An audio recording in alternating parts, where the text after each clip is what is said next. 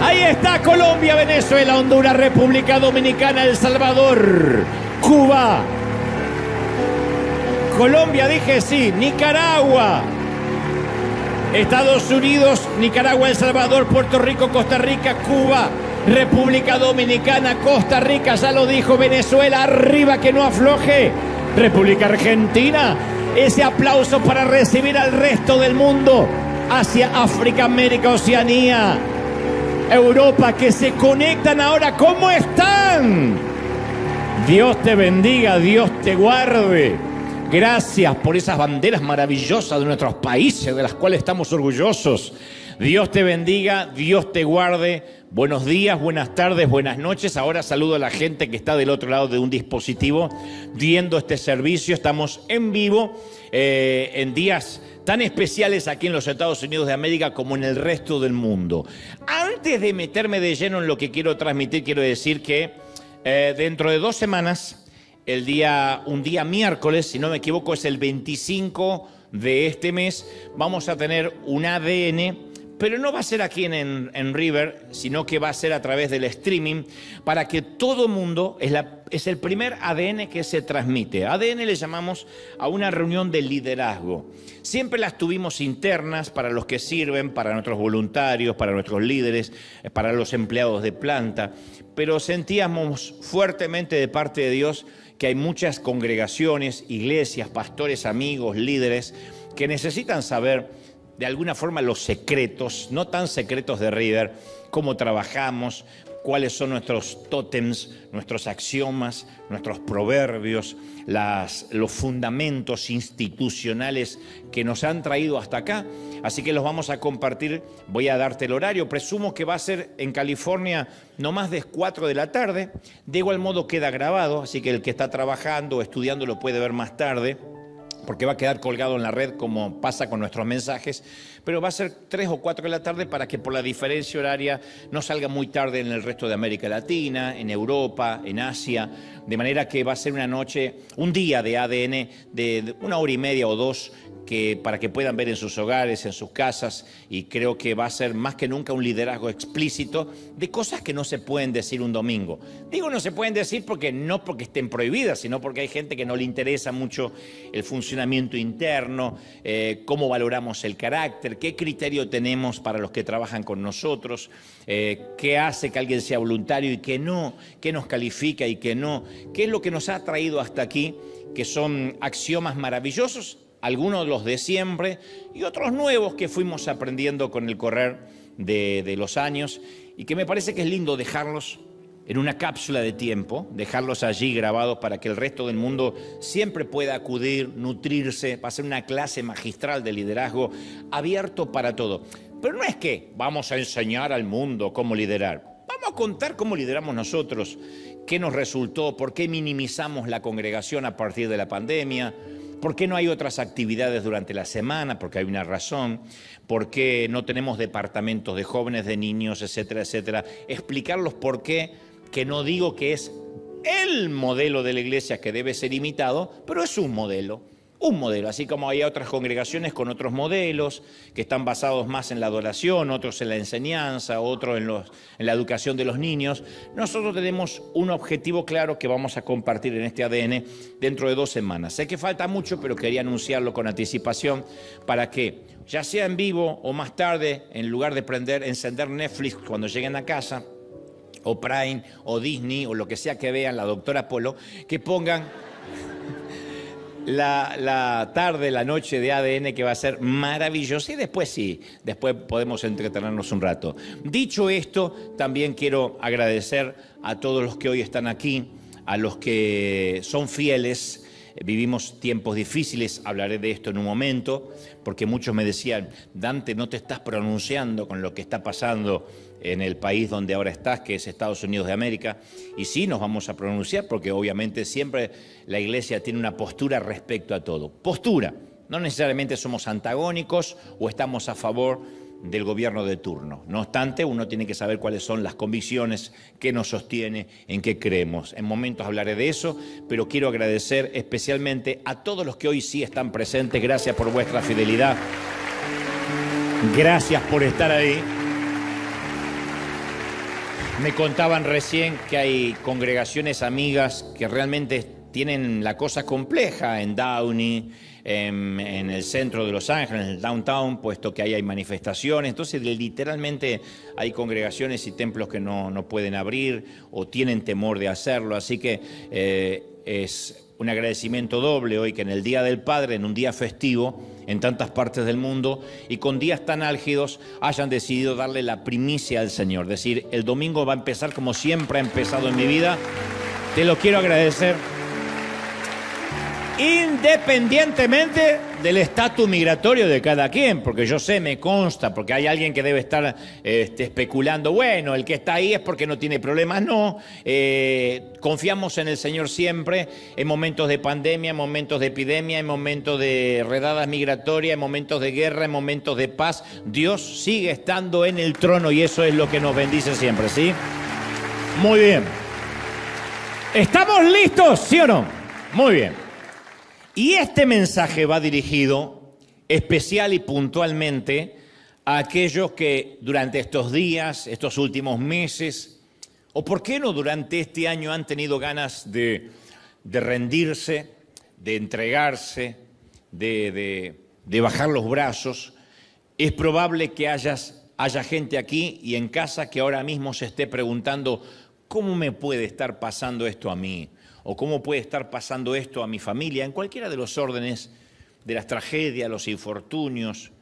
Tu vida y la mía obviamente son distintas, como son distintas la vida de cada quien aquí, pero tenemos en común los abrumadores sentimientos que se producen con cosas como la traición, la adicción, la enfermedad mental, la división, las mentiras, el engaño, la tristeza, el desánimo, el temor, las batallas legales, la vergüenza, la culpa, la depresión, la opresión. En apenas esta semana nos levantamos con la noticia, lo decía recién antes de conectarnos al streaming, de un nuevo conflicto en Medio Oriente. Todos sabemos que Israel es el reloj de Dios y de alguna forma determina y marca el pulso del resto del planeta. No es un tema menor, aunque esté ocurriendo lejos en términos geográficos.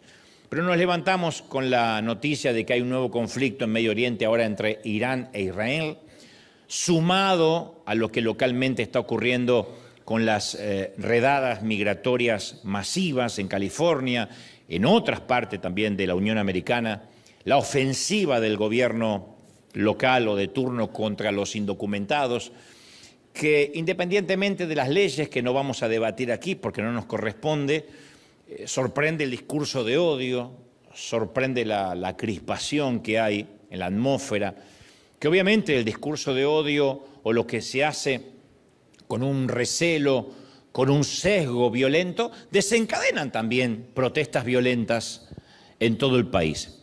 Insisto, no estoy justificando ni las redadas ni las manifestaciones. Lo que digo es que uno no sabe qué es lo que desencadena una cosa o la otra.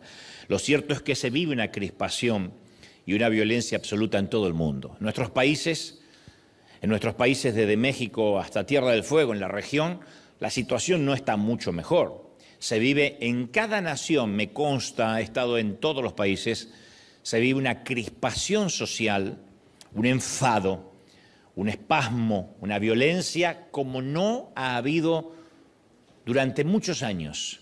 Estamos viviendo una pandemia de violencia. Una pandemia de violencia ya no es soslayada, sino explícita, desde los medios de comunicación, desde los gobiernos oficialistas y la oposición, los antagónicos. Vivimos bajo la sensación que ya nuestro nido seguro ya no es tan seguro, y que ese hogar donde podíamos resguardarnos, descansar, sea donde sea que quede ese hogar, está siendo desmantelado pieza a pieza.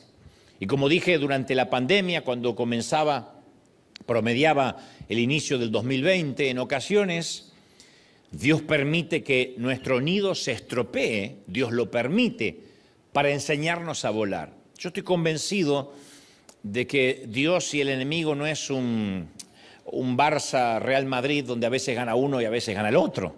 Cada vez que el enemigo hace algo es con un permiso soberano de Dios. Y muchos durante tiempo hemos plegado nuestras alas y hemos desarrollado el síndrome de la anidación, que es la tendencia hacia la inmovilidad, a quedarnos cómodos. Pero la vida nos va enseñando que aquello que a veces no puede lograr, el confort, la seguridad de un nido, se logra cuando el nido es agitado. Si uno ve la historia de la humanidad, vamos a ver que cada determinada temporada el nido vuelve a agitarse. Con guerras, con pandemias, con rumores de guerra, es como que con terremotos, con eventos climáticos, tsunamis. De tanto en tanto el nido es agitado para producir especialmente un despertar dentro de la iglesia. Muchas congregaciones se empiezan a convertir en iglesias nido, donde lo que más se aprecia es la comodidad, la empoderación, la seguridad, jugar a la guerra espiritual, pero siempre jugar. Decretar, proclamar, Dios me va a dar el auto, tomé la casa por fe, declaro que seré sano. Y hacemos esos congresos donde jugamos a la guerra espiritual, pero en realidad no afectamos a nadie, ni a nada. Pero no podemos en estos momentos difíciles quedarnos callados y quedarnos otra vez en el nido decretando, confesando, estas cosas no van a pasar, se van a acabar.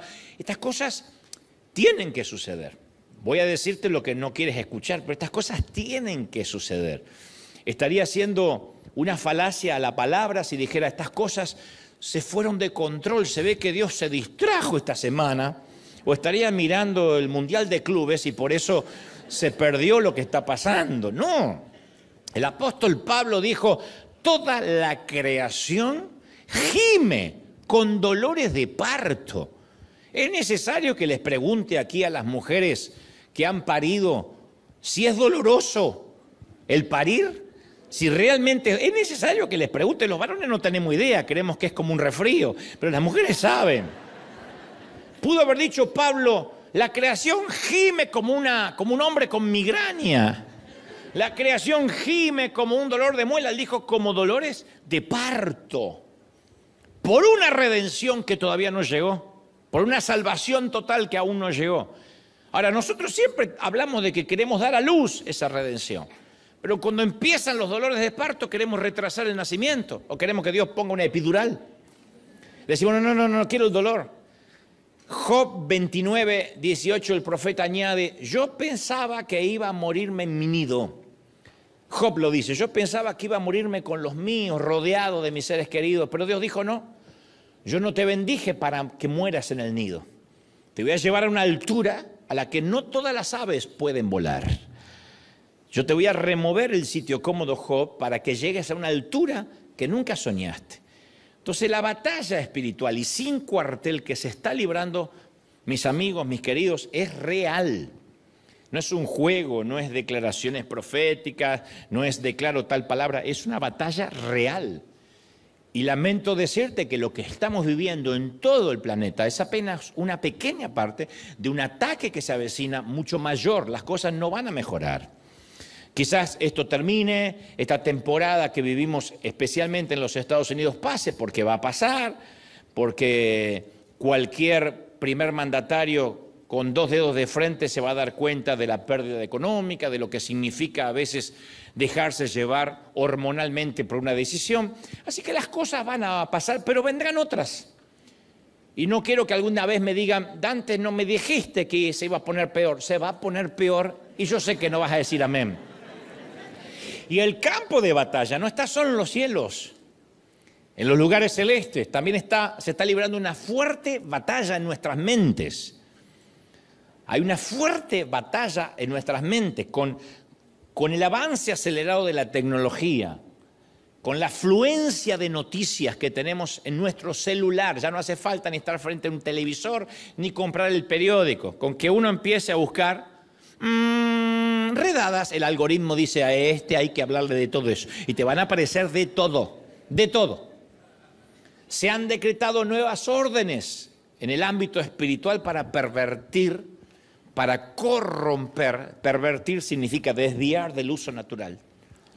Para corromper y pervertir las mentes de nuestros hijos, las mentes de nuestras familias. Y por fortuna Dios nos dejó una guía de supervivencia, porque Él nunca nos dejaría solo. Como decía el domingo pasado, lo que decidamos, lo que hagamos en tiempos de guerra, son decisiones pretomadas en tiempos de paz. Son los tiempos de paz cuando tomamos decisiones, cuando ponemos en claro nuestras convicciones, para que en los tiempos de guerra no dudemos. Dios ya nos preparó para estos días belicosos, lóbregos, trémulos, agitados, álgidos. Parafraseando la descripción que hace Pablo en los últimos días en 2 de Timoteo 3:2, él dijo, las personas vivirán solo para sí mismas. Habrá una pandemia de egoísmo, dijo el apóstol. Alardearán, dijo el apóstol, serán arrogantes. Las personas serán orgullosas, altaneras. Los hijos serán desobedientes a los padres. Serán personas sin santidad, sin temor de Dios, sin agradecimiento, sin amor y sin perdón. ¿Qué duda cabe que estamos viviendo la generación sin temor de Dios, sin agradecimiento, sin perdón? Esta es la generación que vivimos. No es una generación apocalíptica que va a llegar más allá. Esta es la generación sin temor de Dios, sin una generación que no conoce al Dios de sus padres. Pero lo bueno de todo esto es que de alguna forma, como decíamos hoy, todo sigue estando bajo el control de Dios. Él sigue estando en el trono, Él no se movió del trono, ¿estamos de acuerdo? No se ha movido. Entonces, a todos nos gusta el nido. ¿A quién no le gusta el confort, los tiempos y las temporadas de sosiego, de paz? Pero Él quiere que descubramos nuestras alas de la fe y no hay otra manera que la descubramos si no es moviendo el nido.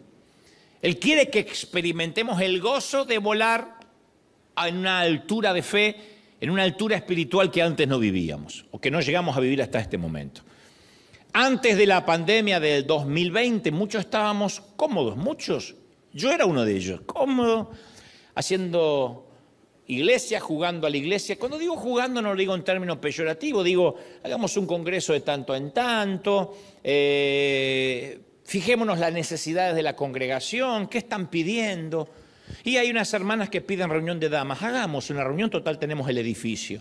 ¿Y qué piden los jóvenes? Y reunirse, pero los más jovencitos no se quieren reunir con los más viejos, así que hagamos de adolescente y hagamos adolescente más viejo y adolescente peludo y adolescente sin pelo y hagamos solteros, pero que los solteros de 20 y tantos no se junten con los solteros de 40, porque estos piensan que son solterones y los solterones no se quieren juntar con ellos. Estamos como toda iglesia. Cuando uno se empieza a involucrar en los negocios internos de una congregación. Nunca se nos hubiese ocurrido alimentar al mundo. No estaba, y ayudar a África, y África está lejos. Y Cuba, ¿y qué tenemos que ver con Cuba? Que ayuden las iglesias de Miami, nosotros estamos en la otra punta, en la otra costa. Y México, y bueno, gracias a Dios, muchos ya pasaron para acá. Y Argentina, y ya me fui. Usted dirá, pero qué egoísta. Y bueno, es que el ambiente nos va llevando, el entorno, la perspectiva va cambiando. Hizo falta una pandemia. Algunos pensaron que la pandemia fue una pausa y después siguieron la vida como antes. No entendieron que fue un 9/11, que cambió la manera de ver la vida, que la vida ya no es más como antes del 2020, antes del COVID. Y así como el 9/11 cambió nuestra manera de viajar en avión, la pandemia cambió nuestra manera de ver la iglesia, entre otras cosas.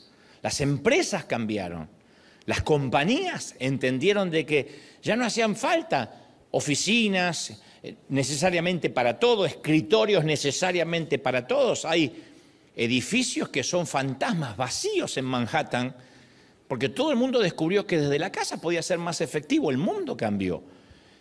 Y los líderes, los pastores que pensaron que era una pausa y después volvían a tener la gente como esclava, con 40 reuniones a la semana, no falta esta reunión, no falta esta otra, te voy a poner un líder encima que te va a controlar. Es que no entendieron que la pandemia se terminó, la pandemia terminó con el silencio de los corderos. Terminó con eso de decir, bueno, tengo miedo de que si me voy un domingo de la iglesia pierdo la cobertura y caigo bajo maldición. Se terminó. Entonces Dios permitió que nuestros nidos se estropearan con un propósito, para que surgieran los verdaderos adoradores, para que la gente empezara a buscar a Dios por su propia cuenta y no repetir frases ridículas en los templos. Y Dios nos está permitiendo vivir esta época de historia profética, otra vez, Y hay que atravesarla, pero hay que atravesarla sin el estruendo de los noticieros, sin el estruendo de las redes sociales. Ellos no pueden regular nuestro estado de ánimo. Ni Fox, ni CNN, ni Telemundo, ni Univisión no pueden regular nuestro estado de ánimo. Nuestro ánimo está fundamentado sobre la roca. ¿Estamos de acuerdo? Sobre la roca que es Cristo. ¿Qué es lo peor que nos puede pasar? Que repitamos la misma historia de la pandemia. Que nuestras emociones dependan de las noticias, que el miedo y la fe esté regulado por lo que se dice. Porque en estos días difíciles, insisto, es cuando se ve si estamos fundamentados en arena movediza o sobre la roca firme. Ha pasado siempre. En la historia de las naciones se han desatado guerras literales, donde la iglesia ha tenido que sostenerse sobre la fe que se predicó en tiempos de paz.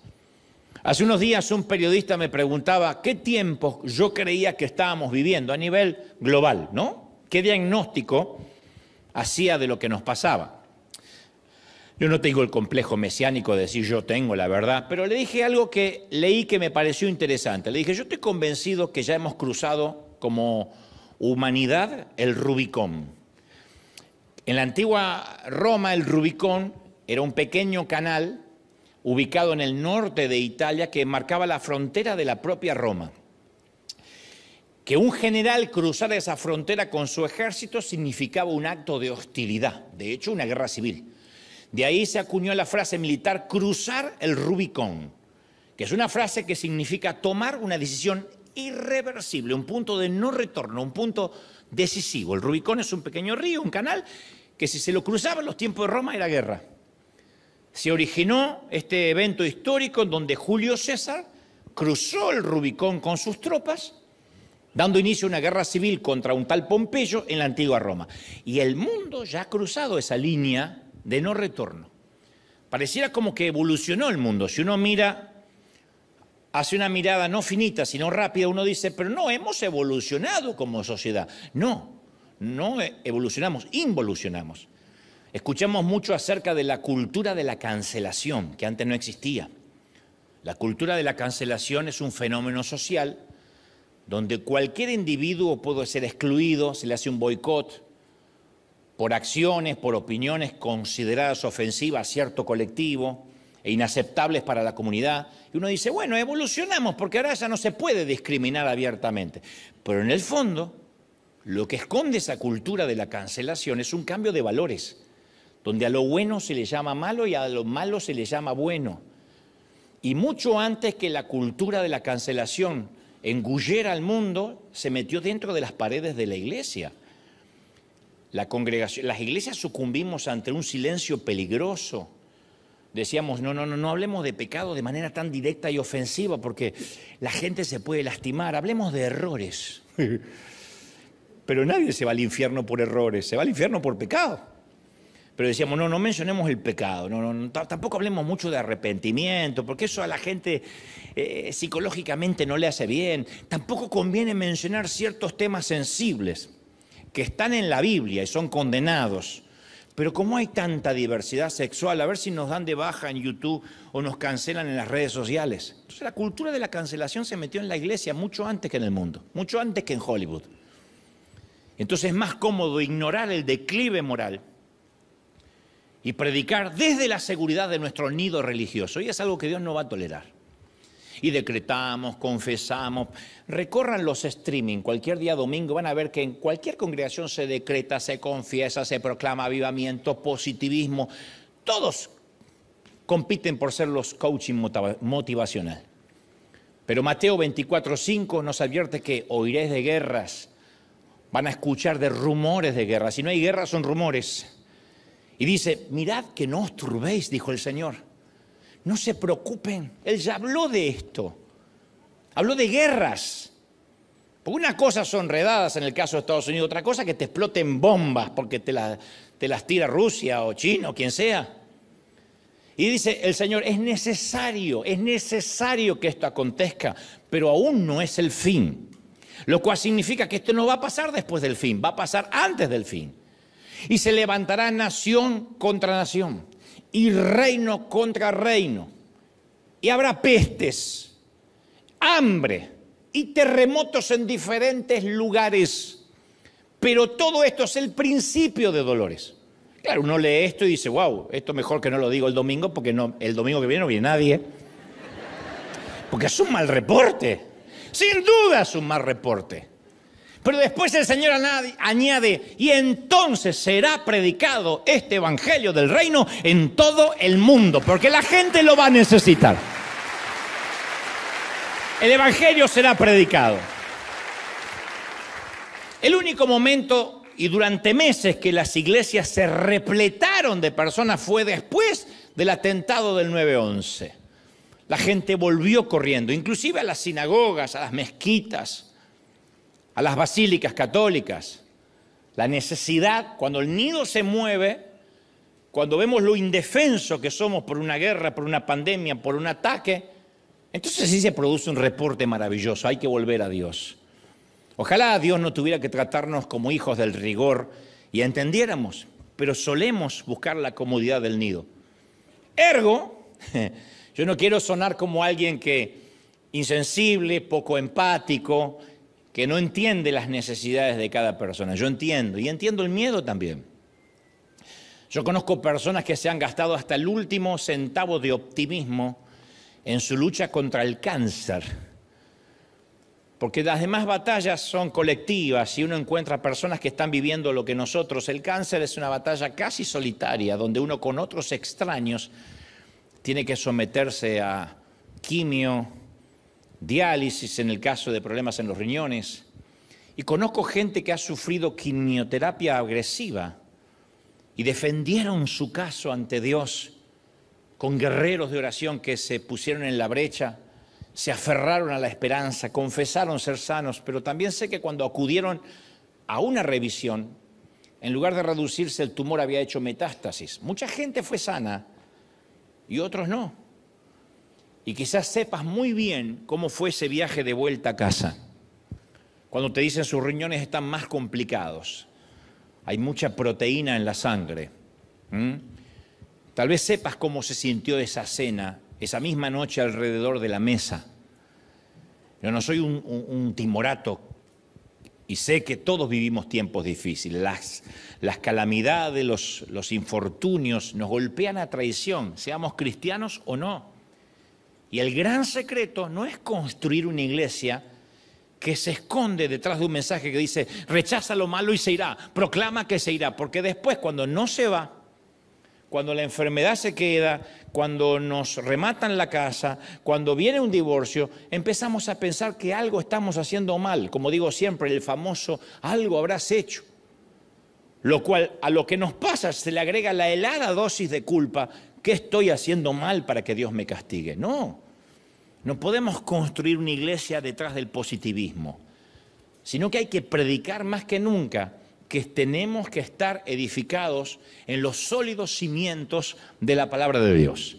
¿La cosa se va a poner fea? Sí, pero benditos los que estamos fundamentados sobre la roca que es Cristo, que estamos fundamentados en Él, ¿sí?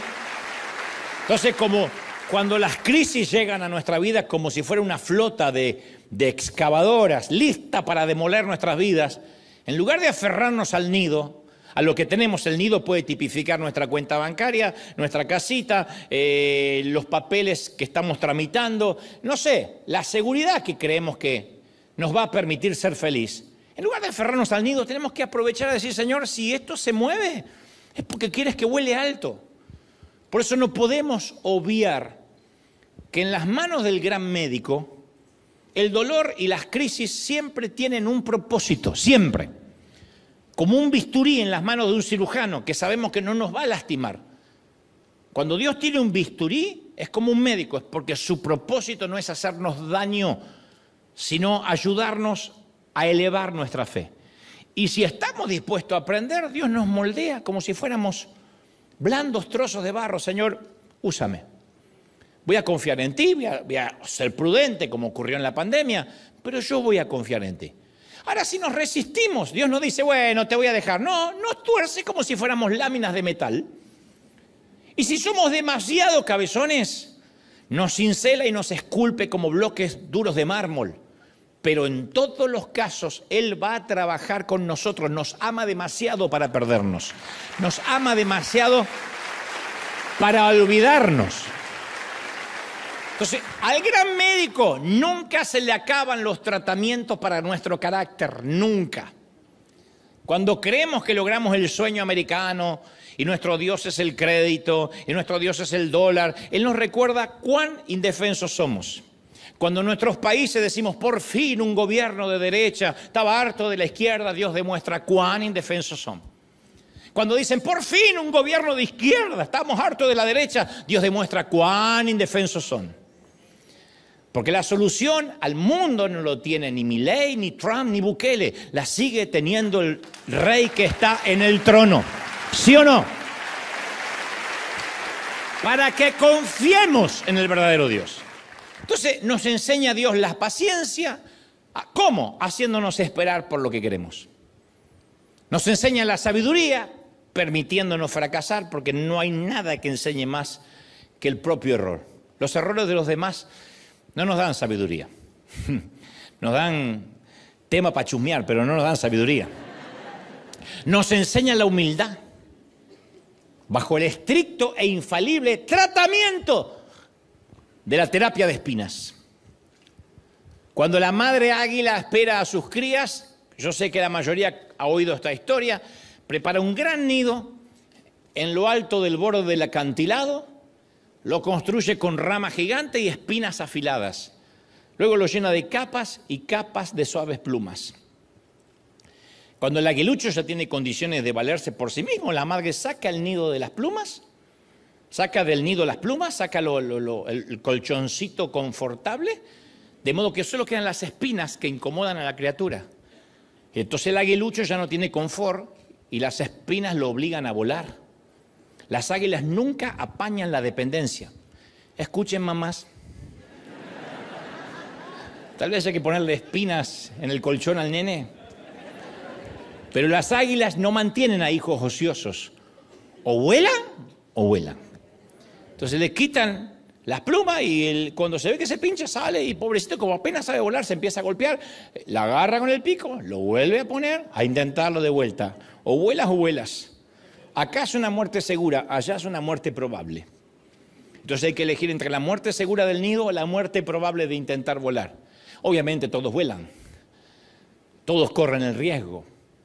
Y dicho esto, quiero hablarte de la única espina bíblica, o la más famosa al menos de las Escrituras. Que en mi humilde experiencia, el obstáculo número 1 para una vida cristiana no es la inmoralidad sexual.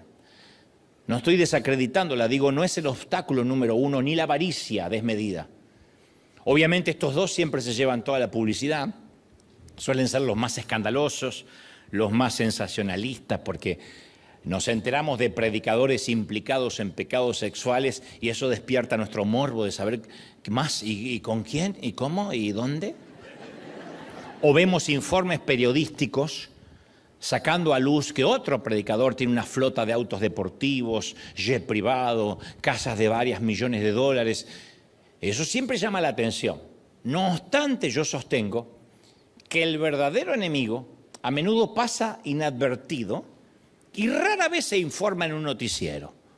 El orgullo, que es lo que Dios siempre quiere tratar con nosotros cuando remueve el nido en todo el planeta. Indudablemente la pandemia nos quitó el orgullo a todos. ¿Se acuerdan cuando nos podíamos morir todos independientemente de la edad? Independientemente de si vivíamos en Beverly Hills o viviéramos en un cordón de emergencia. Yo sé que esto del orgullo, cuando yo digo el orgullo, están diciendo, bueno, es un problema más bien argentino. No, es una generalización. Yo tengo un pastor argentino, amigo, que me dice, mentira que los argentinos somos arrogantes. Algunos de nosotros somos perfectos.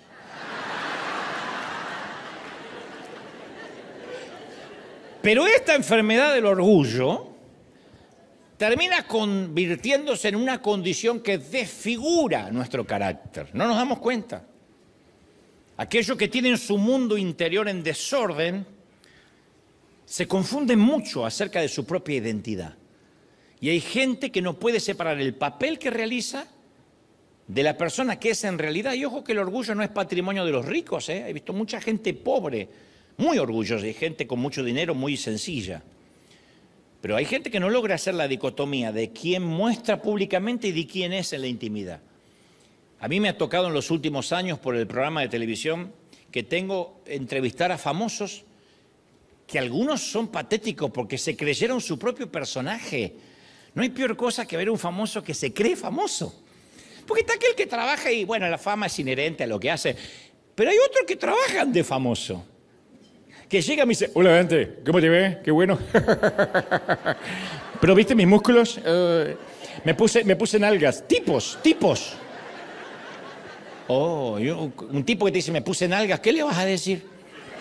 ¡Qué lindas! ¿Qué se le dice? Se comieron el personaje. Porque sus identidades están ligadas a lo que hacen. Entonces muchos nos enfrentamos a la tentación de empezar a creernos nuestros propios estados de Instagram. Está bien que Instagram está lleno de filtros, el problema es creer que uno va por la vida con esos filtros. Cuando pasa eso, nuestra personalidad gradualmente empieza a infectarse con una fantasía mesiánica. Cuando olvidamos quiénes somos y no ordenamos nuestro mundo interior, distorsionamos nuestra verdadera identidad. Entonces la arrogancia, como digo siempre, es un paquete, un equipaje que Dios no quiere que llevemos. Como suelo decir, Dios no desaprueba la arrogancia. A Él no le desagrada la arrogancia. Dios la aborrece. La Biblia dice que la odia. Lo mismo que a nosotros nos produce una comida infestada por gusanos, eso le produce en el estómago a Dios la arrogancia. La arrogancia y la soberbia aborrezco, dice Proverbios 8:13. Odio la soberbia. Dios dice en Filipenses, el Señor dice en Filipenses 2:3, no hagáis nada por vanagloria, nada. Cesen las palabras arrogantes de vuestra boca, 1 Samuel 2:3. Dios los resiste a los soberbios, 1 Pedro 5:5. Antes de la caída, la altivez de espíritu, Proverbios 16:18. Jehová asolará, arrasará la casa de los soberbios, Proverbios 15:25. Entonces Dios la aborrece. ¿Por qué la aborrece tanto? Porque no hicimos nada que justifique nuestra arrogancia. Es como el mosquito que se pone en la oreja del elefante que está cruzando el puente y cuando llega al otro lado dice el mosquito, lo cruzamos, ¿eh? Es lo mismo. ¿Qué lo cruzamos si ibas en la oreja del elefante? ¿Por qué Dios la aborrece? Porque no se le da premios al lienzo que el pintor usa. Nunca hay un Pulitzer para la tinta y el papel que usó el periodista. No hay diplomas para el escarpelo que usa el cirujano. O sea, nunca los instrumentos reciben el crédito por lo que hacen. Nosotros no somos los merecedores del aplauso. Y no es porque Dios tiene un problema de ego, nosotros lo tenemos. Porque no nos conformamos con un poco de adulación, siempre queremos tragarlo todo. Por eso hay tanta gente adicta a los likes, a los me gusta. Y se saca 350 fotos hasta que pone una y espera a ver qué le digan y no alcanza con un like. El elogio y los aplausos nos van atrofiando el cerebro. Entonces es ahí cuando Dios aplica la terapia de la espina. Es el tratamiento preferido de Dios para bajarnos los humos, la terapia de la espina. Y ahora yo estoy consciente que voy a tocar algunas vacas sagradas y va a molestar la teología de alguien. Acá no, pues ya están todos acostumbrados, acá me conocen, pero allá. Cada vez que uno piensa en Pablo, el apóstol, nuestro inconsciente colectivo nos lleva a verlo como alguien angelado, diáfano, con una aureola brillante flotando sobre su cabeza. Sin embargo, sus propias palabras, las de Pablo, muestran otra cara. Cuando uno va a ver la biografía del apóstol, uno ve a las claras que alguna vez fue un hombre orgulloso, iracundo, colérico, agresivo, muy furibundo, explotaba. Y para que Dios pudiera usar a Pablo tenía que tratar con esas lacras arraigadas en el profundo de su carácter. Porque uno piensa que uno se convierte al Señor y se transforma en una carmelita descalza. No. Nuestro temperamento continúa. Seguimos habiendo nacido en el mismo lugar donde nacimos y criamos como nos criamos. Después todo es sometido a los pies de Cristo. Pero no es que Dios apaga nuestro cerebro y apaga nuestro temperamento. De hecho, Pablo escribe a los filipenses en la carta del capítulo 3 y el versículo 4 y dice: si alguien pudiera confiar en sus propios esfuerzos, sería yo, dice Pablo. En un contexto donde él dice: yo también tengo credenciales para mostrar. Dicho y dice: si otros tienen buenas razones para confiar en sus propios esfuerzos, no te imaginas las que yo tenga. Y le sale el argentino de adentro a Pablo. Dice: fui circuncidado cuando tenía 8 días de vida. Soy un ciudadano de Israel, de pura cepa y miembro de la tribu de Benjamín. Un verdadero hebreo como no habrá ningún otro. Fui miembro de los fariseos, dice Pablo, quienes exigen la obediencia absoluta, estricta a la ley judía. Y era tan fanático que perseguía con crueldad a los cristianos. Y en cuanto a la justicia, ni te cuento, yo obedecía la ley al pie de la letra. Y aparte de todo esto, que Pablo lo dice, tenía una educación y un gran acervo cultural. En Hechos 22:3 dice Pablo: yo soy judío nacido en Tarso, criado y educado aquí en Jerusalén bajo el maestro Gamaliel, que era equivalente a decir, estudié en Harvard. Y como estudiante de él fui cuidadosamente entrenado en nuestras leyes y costumbres judías. Y llegué a tener gran celo por honrar a Dios en todo lo que hacía, tal como ustedes hoy. O sea, que si había alguien para que sea presumido, ese era Pablo. Inteligente, educado, sagaz, genio, gran celo religioso. O sea, tenía todos los patógenos para parecer un caso terminal de orgullo el tipo. Era para meter un chaleco de fuerza y decirle con los argentinos: vaya. Es muy posible que sus compañeros consideraran a Pablo como un tipo brillante, perspicaz, muy agudo, irónico, instruido, versado. De esos tipos con los cuales es muy difícil debatir algo, porque siempre van a encontrar una razón para tener razón. Sin embargo, Pablo tenía muchas luchas en su mundo privado y no las oculta.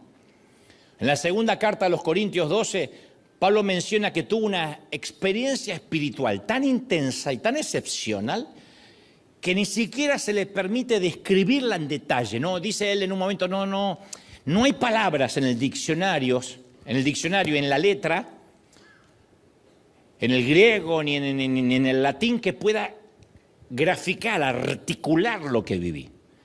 Y él dice más o menos así, dice: hace 14 años, no se pierdan esto, fui llevado hasta el tercer cielo, al paraíso, y oí cosas y vi cosas tan increíbles que no pueden expresarse con palabras. No hay vocabulario en nuestro lenguaje que pueda expresar lo que vi. Cosas que ningún humano se le permite contar.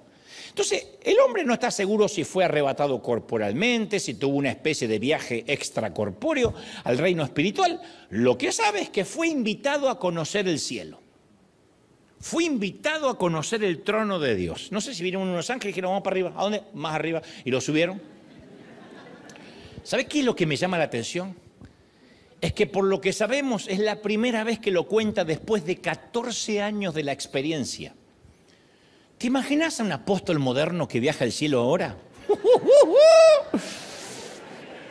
esperaría ni un minuto para contarlo por enlace, ni un minuto. ¿Te imaginas? No hablemos de los demás. Si uno de nosotros viviera algo así, yo no te digo conocer el cielo. Si viéramos el dedo meñique de un ángel. Primero, escribimos un libro con lujo de detalle. Segundo, nos hacemos una gira internacional contando la experiencia. Yo vi el dedo de Miguel.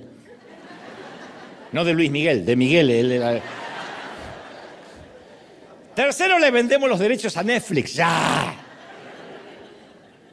Hace una semana leía que hay gente que publicaba que una nube de gloria se había metido dentro del edificio y ya llegó la nube, ahora faltan los creyentes, pero literalmente, no, después vinieron los creyentes, pero literalmente veía toda una neblina dentro de la iglesia. Yo estuve tentado a hacer humo con choripanes, aunque sea acá.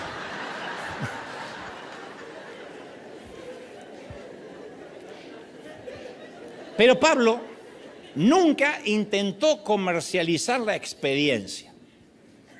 Nunca publicó un relato. No hay un capítulo, un libro que se llama El viaje al cielo de Pablo. Detestaba la idea que al tipo lo pusieran en un pedestal. Yo estoy seguro por qué. Porque la terapia de la espina le abría agujeros en su orgullo.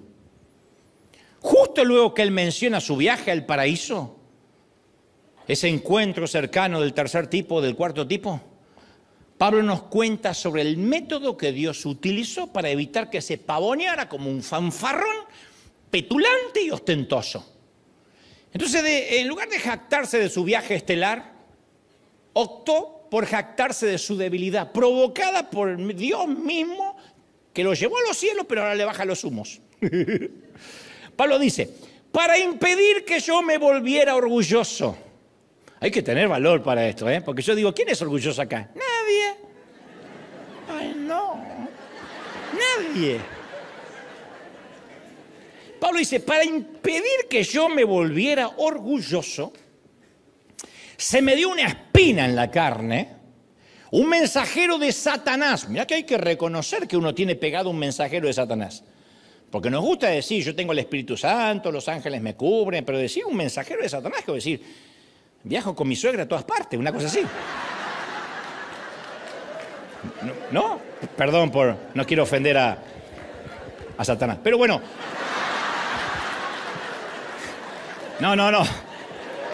Me fue dado un mensajero de Satanás para atormentarme. No se pierdan estas palabras, para atormentarme. Dios permite que algo me atormente. ¿Qué diríamos hoy? Eso no es de Dios. No permita que nada lo atormente. Y él dijo, tengo un mensajero que me atormenta. Permitido por Dios, porque si no me volvería un petulante. Eso impide que yo me vuelva orgulloso. No sé por qué no hemos predicado más de esto cuando hay tanta revelación ahí. Detestamos que algo malo nos pase, porque inmediatamente pensamos, bueno, si Satanás me está pegando es porque algo malo hice y por eso Dios me desprotegió. Y cuando Dios lo permite... Yo hace poco, esto del orgullo que nos cuesta reconocer, yo hace poco le mandé un audio a Marcos Witt, que por cierto va a venir al próximo servicio, al segundo, no es que viene a predicar a este próximo servicio, sino que viene porque viene con familia. Yo le dije a Marcos en un audio, ahora que ambos estamos más grandes, obviamente él más que yo, ¿no? Yo me puse a pensar, ¿por qué de jóvenes no fuimos grandes amigos? Porque nos encontramos, desde hace 35 años para atrás, nos encontramos en distintas partes del mundo, coincidimos un montón de veces, nunca fuimos amigos. Hasta ahora, que ya no nos acordamos para qué ser amigos. Y Marco me responde y me dice, es que recuerda, era el tiempo en que ambos queríamos conquistar al mundo. Pero cada uno por su lado, sin darle crédito a nadie. Yo dije, tienes razón, éramos Pinky y Cerebro, pero peleados. Yo no voy a hablar de Marco, pero cuando yo era jovencito yo codiciaba los elogios de la gente, porque yo venía, no voy a justificar el orgullo ni mucho menos, pero en un torpe intento de tratar de explicármelo, yo venía de una infancia sin reconocimiento, sin validación. Y de pronto descubro toda la validación dentro de lo que hago. Entonces yo quería fabricarme oportunidades. Y todo lo que fabricamos con esfuerzo humano no viene con la garantía de Dios. Pero obviamente Dios comenzó a trabajar en mí para crucificar mis motivaciones. Si no, hoy sería un petulante insoportable. Y las crucificó a esas motivaciones de la única manera que puede hacerse una crucifixión. Una crucifixión al ego y al orgullo, con espinas, con clavos. Y en más de una ocasión yo pasé mucha vergüenza. Yo siempre agradezco a Dios el invento de YouTube y de los celulares mucho tiempo después que yo había empezado, porque no hay registros. Yo siempre cuento uno de los tantos momentos más vergonzosos que tuve en La Paz, Bolivia, durante uno de los primeros eventos que me invitaban como incipiente y embrionario predicador, porque yo era una suerte de fenómeno precoz, de orador joven. Me llamaban y decían, bueno, y tenemos un muchachito de 21, de 20 que va a predicar, y yo pasaba todo flaquito a predicar. Y en aquel entonces yo era muy inmaduro, muy inseguro, y preparé mi único sermón que me sabía de memoria. Noemí, yo predicaba Noemí, Noemí 2, Noemí 3, Noemí 4, la venganza de Noemí, Noemí ataca de nuevo, Noemí recargada. Yo tenía todos.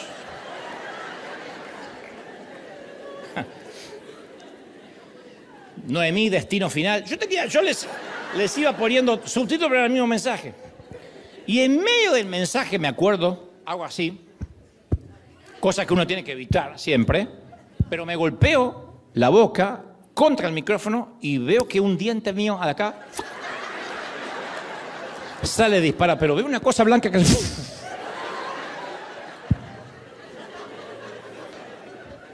No solo sale, sino que le pega en la frente a la esposa de un pastor que estaba en primera fila. Conozco a la esposa y conozco al pastor, no lo diré, pero ella sabe. Yo me quedé como Luis Miguel antes que se juntaran los dientes.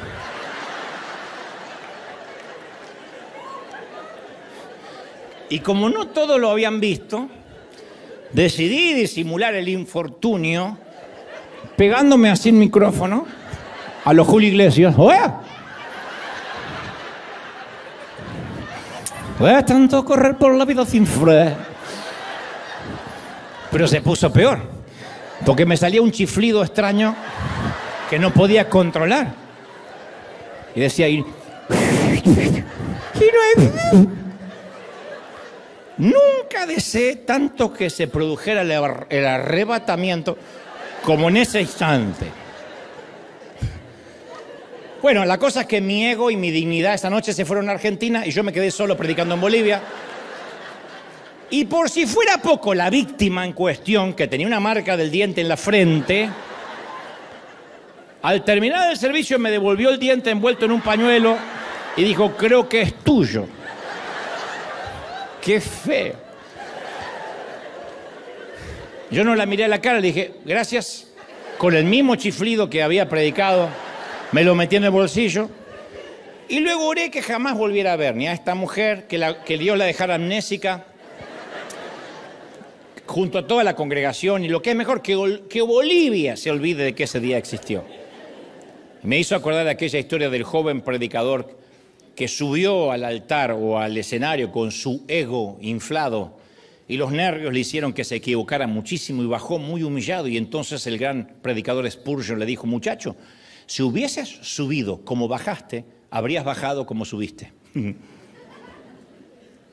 El tema es que muchas veces Dios me hizo bajar humillado porque tenía que tratar conmigo. El tema es que cuando Dios empezó a filtrar mis motivaciones, dejé de estar buscando oportunidades y fue cuando las oportunidades empezaron a buscarme a mí. Pero para que eso pasara, tuvo que correr mucha agua bajo el puente.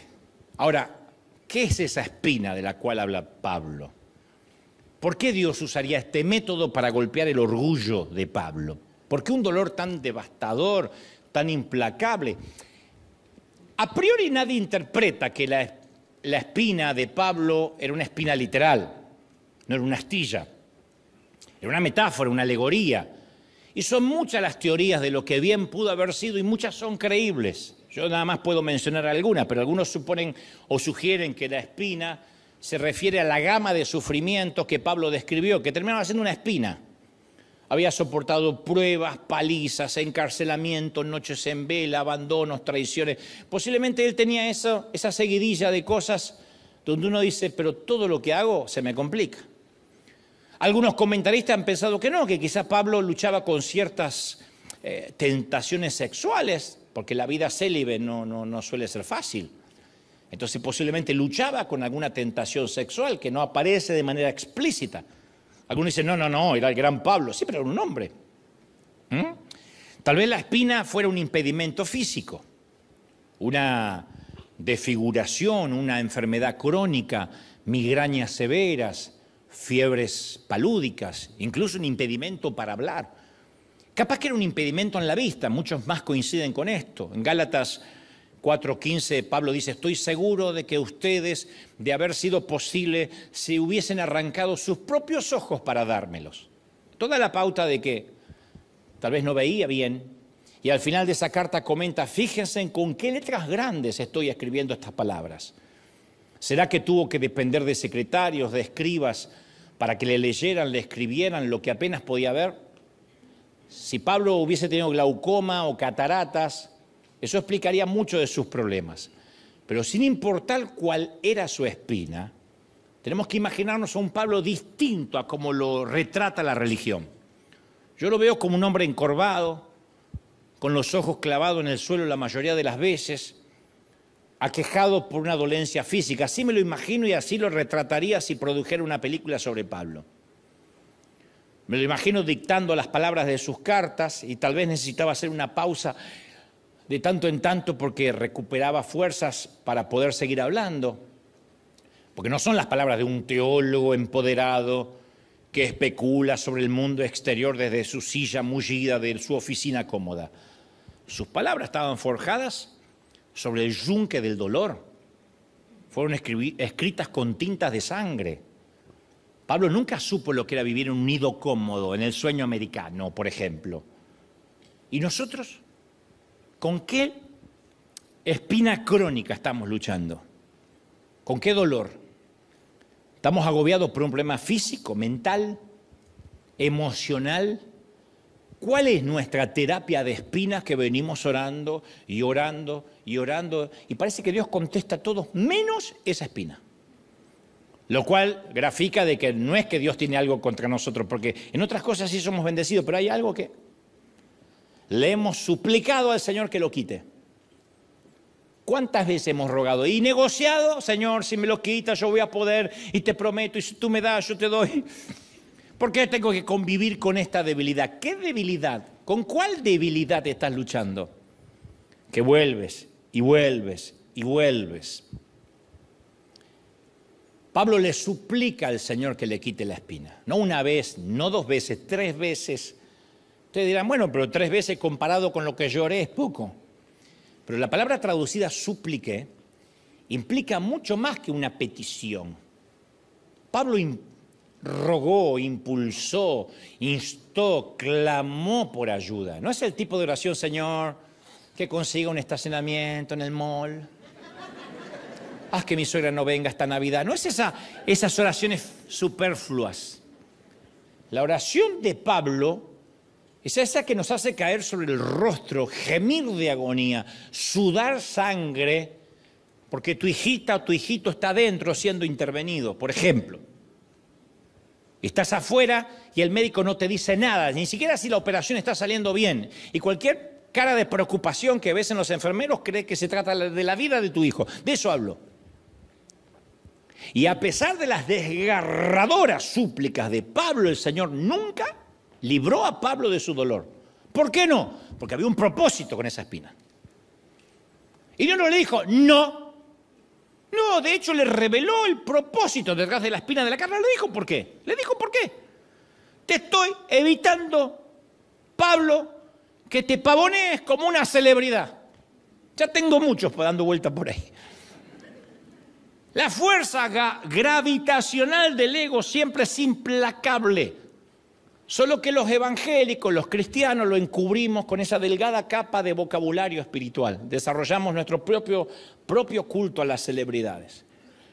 Preferimos que nos llamen pastores, apóstoles, obispos, los de la sana doctrina, profetas. Y por miedo a ser influenciados negativamente por la cultura secular, usamos la religión, pero para sentirnos distintos. Pero no como una forma de acercarnos a los demás, sino como una manera de justificar la segregación. Nosotros somos muy discriminadores como evangélicos. Discriminamos al que piensa distinto, discriminamos al católico, discriminamos al testigo de Jehová, lo discriminamos, porque uno puede estar en las antípodas de la doctrina, pero nosotros discriminamos. Hubo gente escribiendo en las redes muy enojada porque a veces le amueblábamos una casa a una señora que tenía su virgencita allí en la esquina. Y le decían, ya que le llevan una nevera y un televisor, ¿por qué no le rompe la estatua ya que está? Porque, pobre señora, ¿qué tengo que ver yo con lo que ella cree? El Señor nos dijo que amemos y que hagamos el bien a los que piensan y creen lo mismo que nosotros. De hecho, nos instó y nos ordenó a amar al enemigo. Entonces Dios no solo le dice a Pablo no, sino que lo alienta. En 2 Corintios 12:9 dice, mi gracia es todo lo que necesitas, mi hijo. La gracia te basta. Mi poder actúa mejor sobre tu espina, sobre tu debilidad. Yo te voy a bendecir mejor con esa espina que si no la tuvieras. Mi gracia te basta.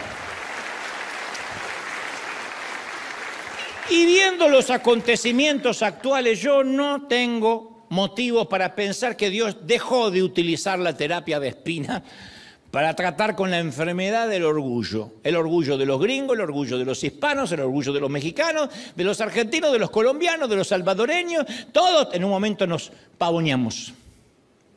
Es más, mi experiencia personal refuerza la convicción de que la terapia de espina es algo que Dios sigue usando.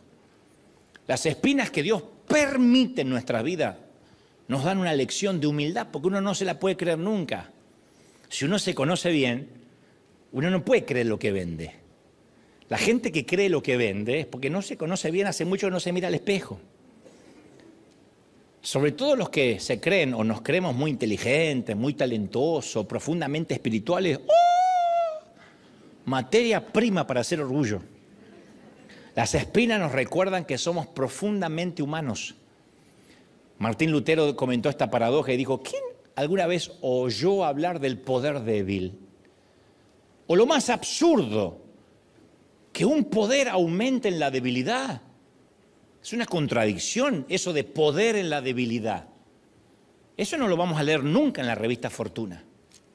No, nunca lo veremos en Marvel ni en DC Comics, nunca. Nunca vamos a escuchar una charla TED que hable de eso. Empodérese siendo más débil. Nunca. No lo vamos a escuchar en las altas esferas del mundo jamás. Y lo lamentable es que es un hecho que tampoco lo escuchamos entre nosotros. ¿Qué se necesita para convencernos que en la economía espiritual de Dios el orgullo viene antes de la caída? ¿Cuántos más? ¿Cuántos valientes tienen que caer para que nos caiga la moneda? El orgullo precede la caída. Muéstreme a alguien que cae estrepitosamente y vas a ver que te voy a mostrar a alguien con orgullo antes. ¿Qué necesitamos para entender que la debilidad y la vulnerabilidad son espiritualmente poderosos? Si en este momento hay gente aquí o aquí que dice, yo hoy me siento débil, el poder de Dios va a fluir más que nunca en tu vida, en tu debilidad, en tu vulnerabilidad, aún en esa suerte de temor. ¿Alguien lo cree, sí o no? Yo hace algunos años fui a dar una charla a unos hombres de negocios de Uruguay en un hotel y muy tarde de la madrugada, porque después nos quedamos cenando. Al llegar al hotel me esperaba una pareja en la acera. El caballero habló primero y explicó lo que pasaba. Me dijo, te robo unos minutos. Yo quería entrar rápido, era muy tarde, promediando 1:30 de la madrugada, en Montevideo. Y dijo, te robo unos minutos, mi esposa tuvo un serio accidente de tránsito hace varios meses y perdió la memoria por completo. Y cuando despertó tuvimos que mostrarle fotos de sus hijos y siendo su esposo yo me tuve que volver a presentar ante ella. Pero apenas ella abrió los ojos y salió del coma, dijo, tengo que ver a Dante Gebel. Lo cual dice, a mí me dejó sorprendido. Le dije, tienes claro que estás casada conmigo, ¿verdad? Le dijo, tengo que ver al predicador, tengo un mensaje para él. Y luego ella fue recuperando la memoria de sus hijos, de mí, su esposo. Pero nunca se le fue que tiene que darte un mensaje y aquí está. Y su esposa temblorosa me da un papelito diminuto, chiquitito así, todo dobladito. Me dijo, tome. Y temblaba así. Se fueron en silencio en medio de la madrugada de Montevideo. Conmigo estaba Daniel Darling, nuestro pastor ejecutivo, y apenas subimos al elevador. Yo recuerdo que le dije, ¿viste eso? Esta mujer estuvo en coma. Y mientras estuvo en coma, Dios le dio un mensaje para mí. Hagamos un libro, llevemos a Netflix. No. No, pero yo pensaba, si al despertar solo recordó quién era yo, tiene que ser un mensaje poderoso. Lo que no me cerraba era que entraba en un papel tan diminuto. Yo imaginé un mensaje tipo, esto te sucederá en los próximos años, y un código, un link para que yo vaya a buscar, o Argentina ganará el resto de los mundiales mientras tú vivas. Regalo que te quiero dar. Pero abrí el diminuto papel y contenía estas palabras. Dante, que te baste con mi gracia, mi poder siempre se perfeccionará en tu debilidad.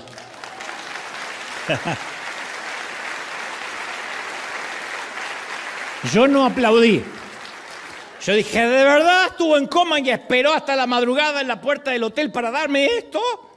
Lo tengo en la Biblia. Y para ese entonces no logré comprender la profundidad de estas palabras y por qué Dios me envió ese recordatorio. Yo no puedo decir cuántas veces esas palabras me ayudaron en las zanjas del dolor, en los callejones de la desesperación. Recuerda que mi gracia te va a bastar. Todo lo que necesitas es mi gracia. Yo sé que las espinas del sufrimiento no son fáciles de abordar. De hecho, es posible que aquí, en casa, haya gente que experimentó profundidades de sufrimiento que yo jamás he conocido ni voy a vivir. Así que yo no te voy a dar la impresión de que soy el modelo a seguir de cómo atravesar el sufrimiento, porque no viví cosas duras como mucha gente. Yo sé que es más fácil predicar de este tema que vivirlo de una manera coherente. Pero sí creo que tenemos que encontrar el poder de Dios en nuestra debilidad.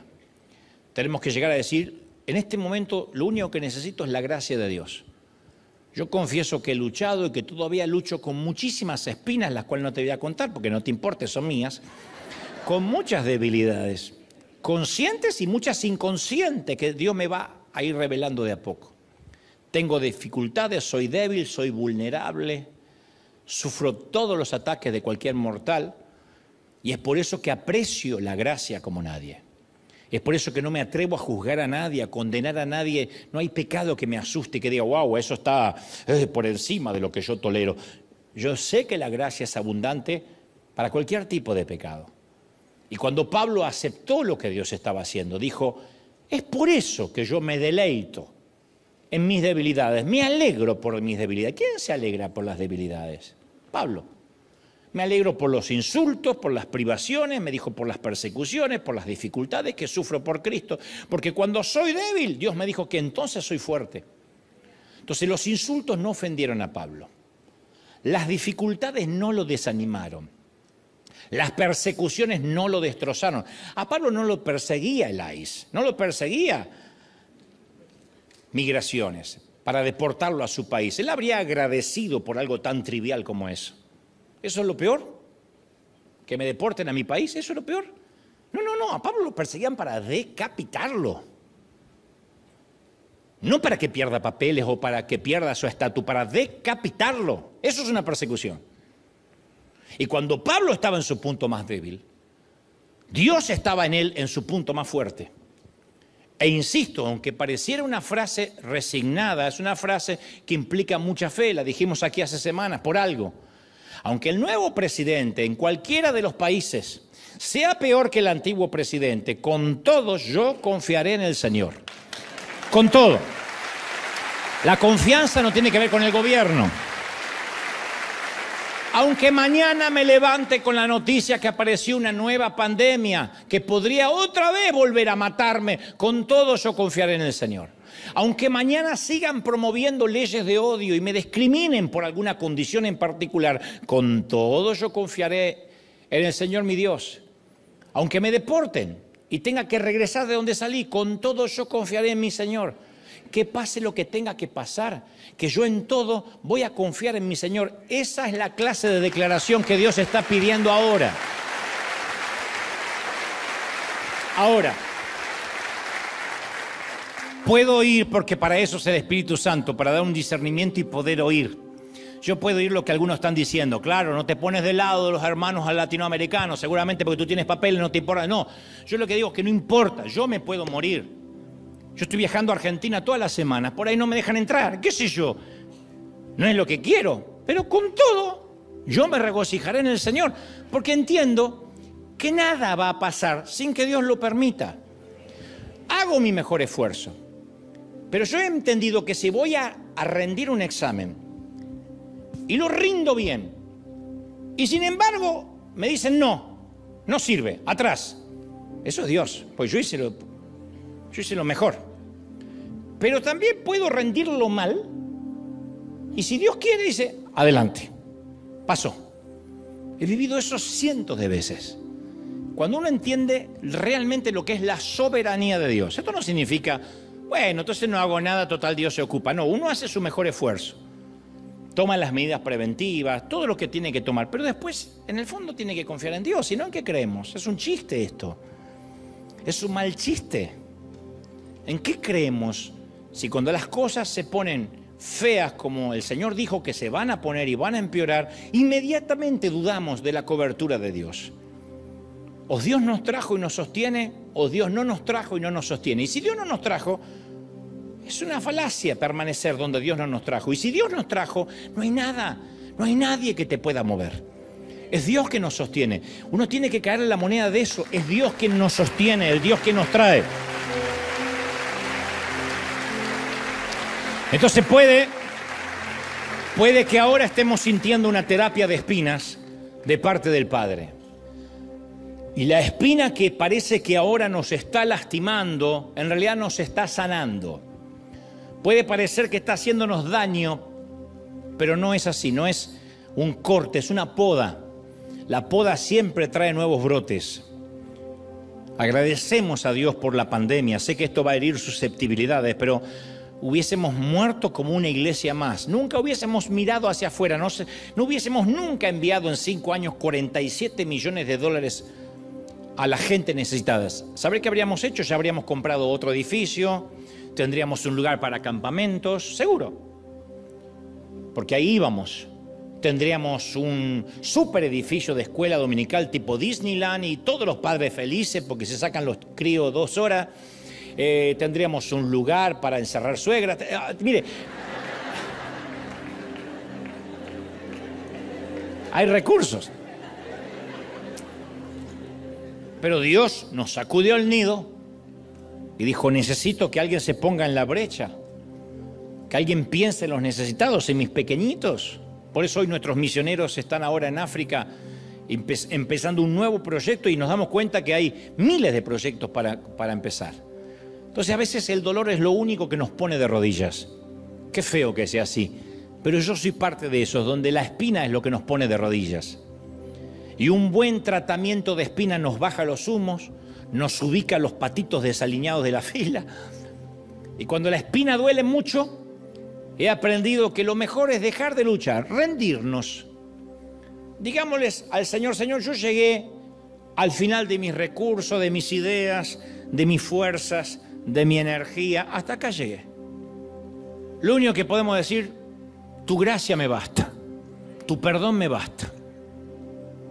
Y con el tiempo vamos a abrazar la realidad de que, aun cuando la vida se pone difícil, Dios sigue siendo bueno, Él no cambia. Entonces no le vamos a temer a nada ni a nadie. Teme a Dios y no le temerás a nadie. Témele al hombre.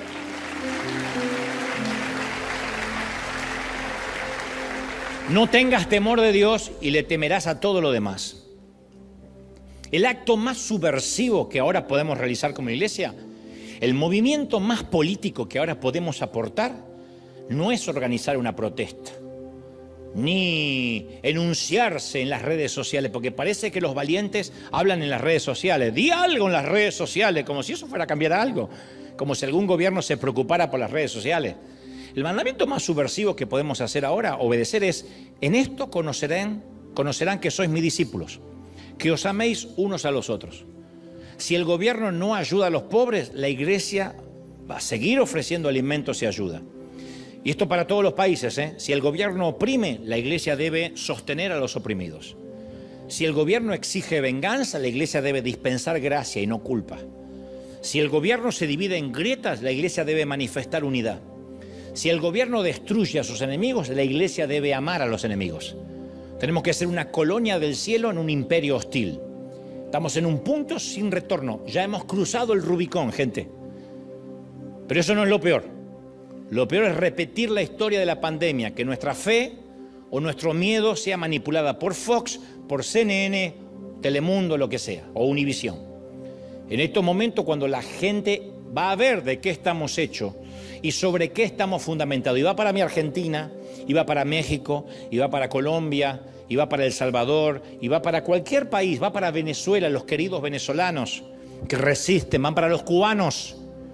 ¿Cómo me gustaría que todos pudiéramos ir a Cuba un rato y contagiarnos de esa fe que tienen los cubanos que a veces viven arroz y frijoles? Pues no pierdo la esperanza que Dios está con nosotros, porque Dios nos ha sostenido hasta acá. Y están felices.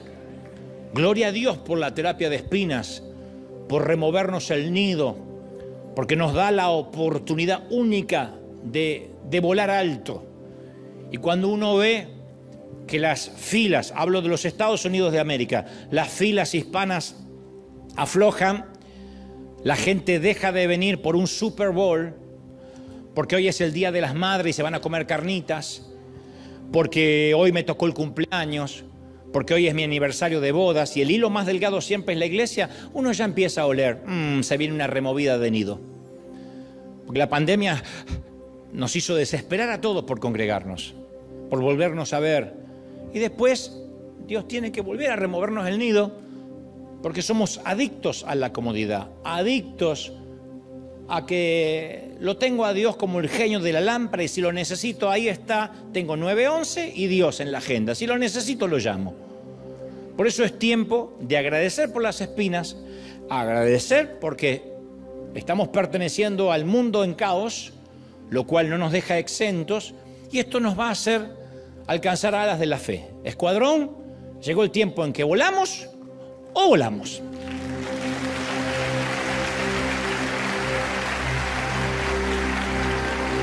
Un aplauso al Rey de Reyes, al Señor de Señores. Un aplauso grande al Rey.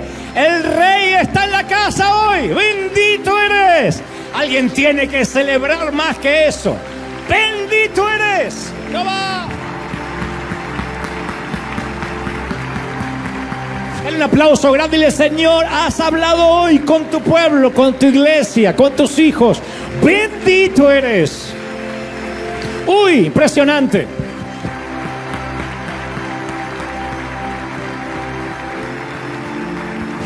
Más de tu gloria, más.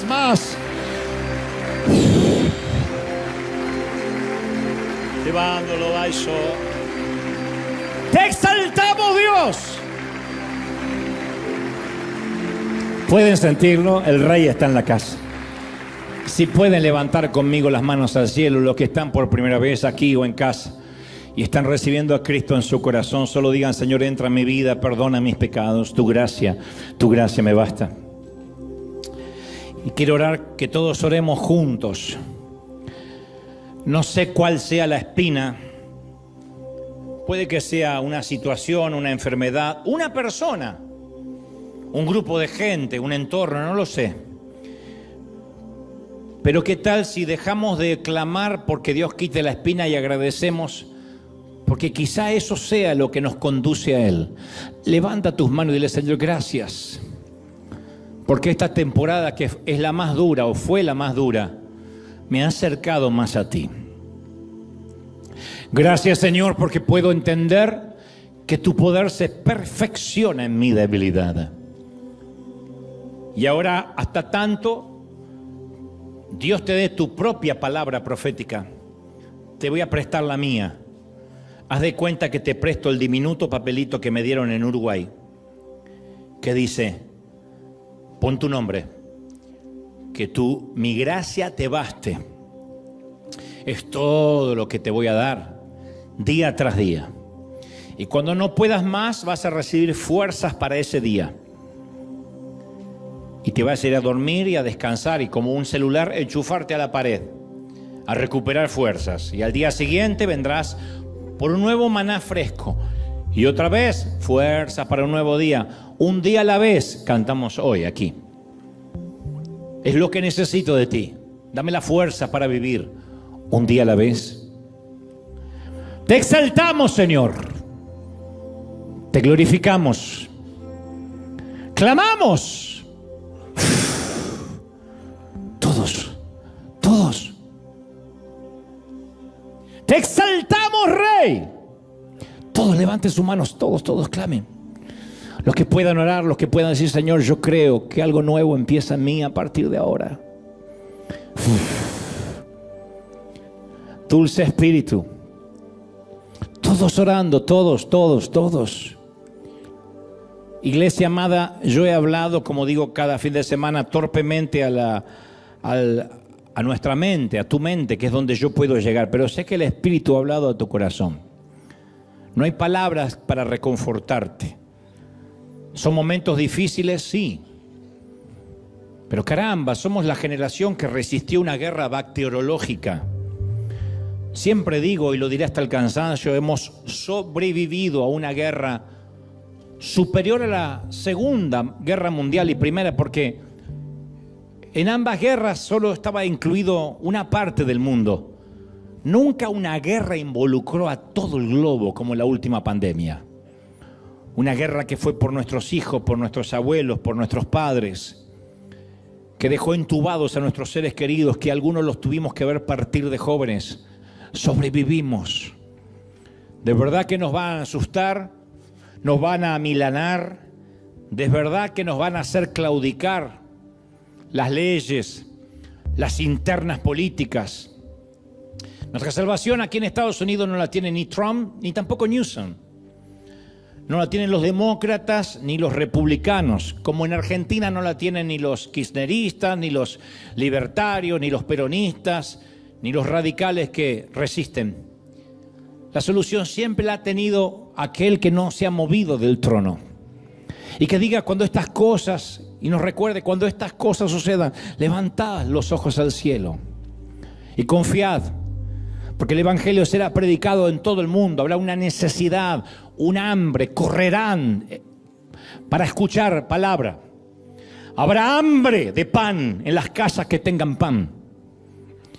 Dejarán de seguir a agoreros, a magos, a timadores de la fe y comenzarán a buscar palabra de Dios. Recorrerán las esquinas del mundo buscando palabra, buscando alimento. Benditos los que provean alimento, no solo para el cuerpo, sino para el espíritu. Seamos los graneros del mundo esta vez a nivel espiritual. Sostengamos, seamos la resistencia, basados en la roca. Y vivamos lo que todos, porque los vientos soplan para todos, las tormentas son iguales para todos, pero se verá quién está fundamentado sobre arena y quién sobre roca. Y aquellos que han fundamentado su vida en tiempos de paz sobre arena, no es tarde. Si no, Dios no se tomaría el trabajo de hablarnos. Es tiempo de decir, Señor, cambia mis fundamentos. Ahora, ahora. Quiero estar sobre la roca sólida, firme, puesto en Dios, creyendo en ti. Gracias, Señor, por este tiempo. Gracias por tu presencia. A los que miran en casa, a los que son de cualquier otra nación, a los que miran desde los Estados Unidos de América, desde cualquiera de los estados, bendigo tu entrada, tu salida, tu acostarte, tu levantarte. Bendigo a los pastores, a los líderes, a los que han tenido complicaciones, a los que han bajado los brazos. Gracias por las espinas, gracias, Señor, por estas espinas maravillosas. Gracias, Señor, por tu bendición. Te damos gracias, te bendecimos. Quiero despedir a la gente del otro lado, que Dios las bendiga, a los que están en casa. Nosotros nos quedamos aquí con una pequeña cosita profética que haremos, local, pero allí en casa, que Dios te bendiga, que Dios te guarde. Todo está bien, el Rey sigue estando en el trono, eso es una buena noticia.